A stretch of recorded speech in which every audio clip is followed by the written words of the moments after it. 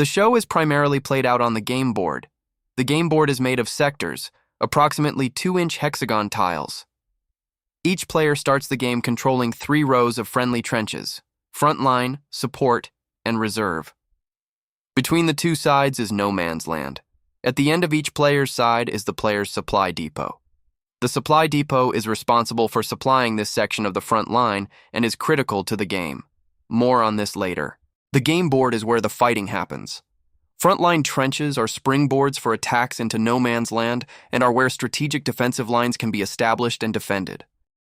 Support trenches are where artillery and support units are located and receive supplies to soften up enemy positions before making daring attacks. Reserve trenches are where fresh troops enter the battlefield from your supply depot. If the enemy ever gets a unit into your reserve trench, you're in real danger of a breakthrough occurring under your watch. Your supply depot is behind your front lines and where reserves and supply are mustered and distributed. Supply depots are too distant to be attacked by any ranged or melee attacks, regardless of the position or distance of enemy units. However, if an enemy unit ever ends a phase in a sector touching your supply depot, that unit may not make any further moves or attacks, other than defensive melee attacks, as it prepares to burn the supply depot. If the enemy unit enters the casualty phase in a sector adjacent to the supply depot, it is considered successful in burning the supply depot. This is quite catastrophic, and your income will automatically drop several levels on the income tracker board to represent this damage. Your supply depot is to be protected at all costs. The game board is modified by the fortifications and destruction that take place on the battlefield. Being aware of the state of the board and implications of it are critical to any successful strategy. Sector improvements are sometimes called features, and there are 5 main ones you need to be aware of on top of an open ground sector.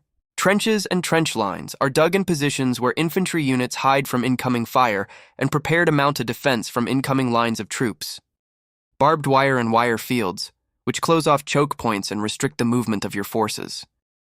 Fortifications, which represent bunkers, underground barracks, and fortified walls and buildings. Fortifications are primarily used to protect your units and fortify your defenses. Craters, which are indications of how damaged a sector has become after repeated explosions and shelling. And lastly, gas tokens, which indicate how saturated a sector has become with various types of poisonous gases. Before we get into the details of those sector features, it is important to know an empty sector with nothing on it is called open ground. Open ground sectors cost 1 movement point to advance into. Open ground is where units rush forward easily to make breakthroughs or where supply can freely move across. However, open ground provides no protection, and units left in open ground will not last long in the fields of modern war. New sector improvements may only be placed in open ground sectors, or sectors which already contain that type of improvement. For example, adding a second trench feature to a sector with an existing trench feature. A sector that only contains fortifications is also considered open ground for all movement, supply, and sector improvement purposes. Trench features give your infantry cover and are the basic component of any modern defense. Trenches provide 4 entrenchment value against ranged fire. Stack 2 trenches in one sector, and you've got a trench network, which provides double the entrenchment value. Trenches can only be occupied by infantry units and some experimental units. If a sector ever receives a number of craters equal to the entrenchment value provided by the trench or trench network, the trench is said to be destroyed or rendered useless.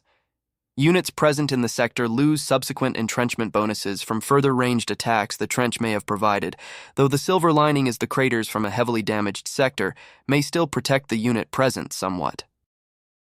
Fortifications are sector improvements that can be thought of as hit points for your other sector improvements, while also adding even more defense for your occupying units against both ranged and melee attacks.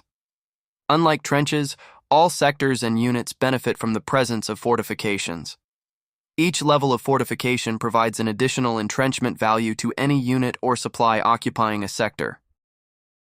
Unlike trenches or barbed wire, fortifications cannot exist in a sector alongside craters. If craters are applied to a sector that contains any fortifications, a single fortification is instead removed along with a single crater that caused it to be removed. In other words, they cancel out. Likewise, fortifications cannot be placed in sectors with any existing craters. The craters must be removed before new fortifications may be placed.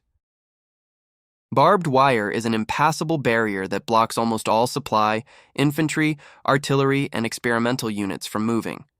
Barbed wire is a strategic way to offer a total choke point on the battlefield. Stack 2 barbed wires in one sector, and you've got a wire field. 3 craters will remove a barbed wire improvement, while it takes 6 craters to remove a wire field.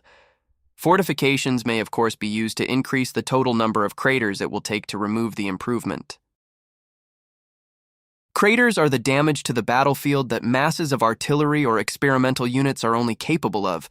Craters slow units and supply down, costing extra movement to enter, though craters do give infantry a small bit of cover too. If a sector ever gains 5 or more craters, it becomes completely impassable to supply as it is too damaged to effectively move materials through. This of course means a unit trapped in a sector with 5 or more craters is unable to be resupplied. Gas tokens are a special marker indicating the amount of poisonous gas present after a gas attack. Gas tokens can be placed in any sector on the board and do not interact with or remove any other sector features when they are placed.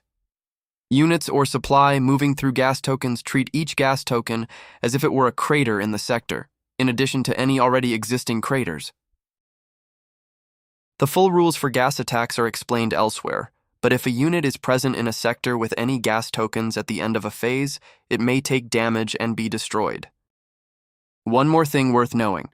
If a sector ever takes 5 craters or gas tokens from a single attack or source, the damage spreads. This is called critical sector damage.